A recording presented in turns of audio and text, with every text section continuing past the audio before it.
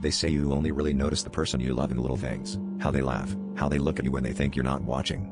I always noticed Hannah's eyes. They were this soft hazel, flecked with gold, and I used to joke that I could read my future in them. But last night, something changed.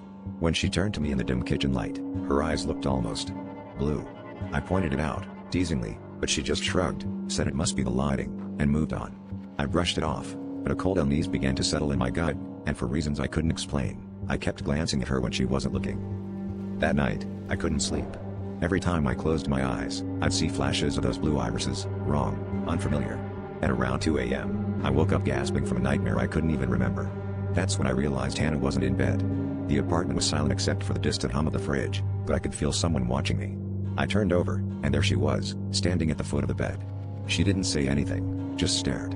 I tried to laugh it off, but the words caught in my throat as I noticed her eyes, completely black, absorbing the sliver of moonlight. I whispered her name, trying to pull the covers tighter around me, but she didn't respond. Just stood there, her chest barely moving. Then, without warning, she tilted her head, almost like she was listening to something I couldn't hear. My phone was on the nightstand, and I fumbled for it, desperate to break the suffocating silence. As my fingers brushed the screen, Hannah's mouth curled into a slow, unnatural smile. "You shouldn't have seen," she whispered, her voice echoing with something that wasn't quite her own. I don't know how long I stayed frozen like that, staring as my girlfriend, if she was still my girlfriend, stood over me, her black eyes never blinking.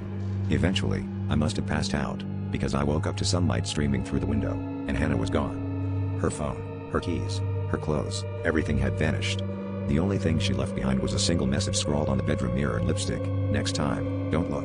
Now, every time I glance at my own reflection, I swear my eyes are darker than before.